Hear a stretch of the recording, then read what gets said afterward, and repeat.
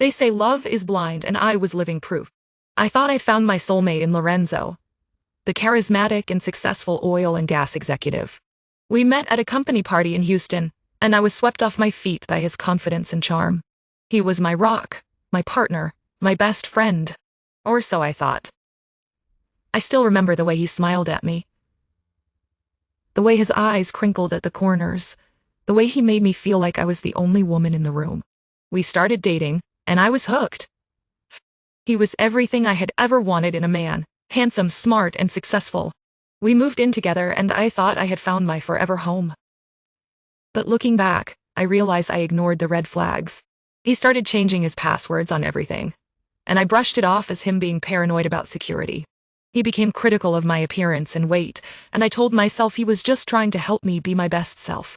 His schedule became unpredictable and constantly changing, and I assumed it was just the demands of his job.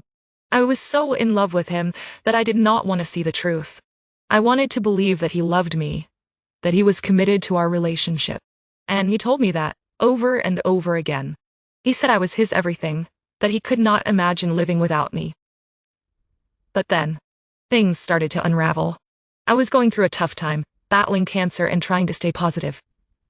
Lorenzo was my rock, or so I thought. He was always there for me, holding my hand and telling me everything would be okay. But when I caught him in a lie, a small one at first, I started to feel a nagging sense of doubt. It started with a phone call. I was lying in bed, and he was talking in his sleep. He called me by the wrong name. Just a slip of the tongue, I told myself. But the seed was planted. I started to wonder if he was hiding something from me. And then, I found the plane tickets. I was looking for a document on his laptop, and I stumbled upon an email with a confirmation for a trip to New Orleans. He had told me it was canceled, that he was working from home that weekend. But there it was, in black and white. A trip to New Orleans, with a woman named Sophia. My heart sank. I felt like I had been punched in the gut. I tried to tell myself it was just a business trip, that Sophia was a colleague. But I knew better. I knew that look in his eyes, that tone in his voice when he talked to women. I started to dig deeper, and what I found broke my heart.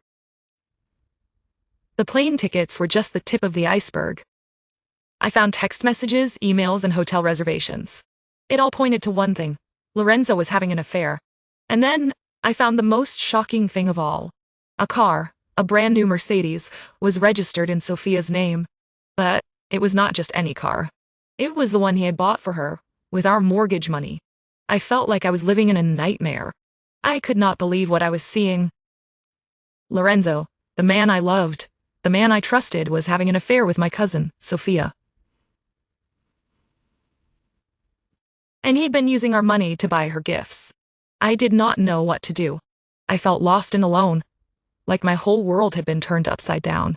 I knew I had to confront him, but I was scared. I was scared of what I might find out, of what he might say. But I knew I could not ignore it. I had to face the truth, no matter how painful it was. I took a deep breath and called my sister, letting her know I needed a place to stay. I packed a small bag and left our beautiful home, not knowing if I would ever be able to go back. As I drove to my sister's house, I could not help but think about all the times I had ignored the red flags. All the times I had made excuses for him, all the times I had doubted myself. But I knew I could not ignore it anymore. I had to take control of my life, to take back my power. And that's exactly what I was going to do. I am not sure what the future holds. But I know one thing: I will not be a victim. I will not be a fool. I will rise from the ashes, stronger and wiser. And I will make sure Lorenzo knows that he messed with the wrong woman. But for now, I just sat in my sister's living room, trying to process it all. Trying to make sense of the betrayal, the lies, and the pain. I felt like I was drowning in a sea of emotions, unsure of what to do next. All I knew was that I had to confront him. I had to make him understand the pain he had caused me. And I had to make him pay for what he had done. The question was, how?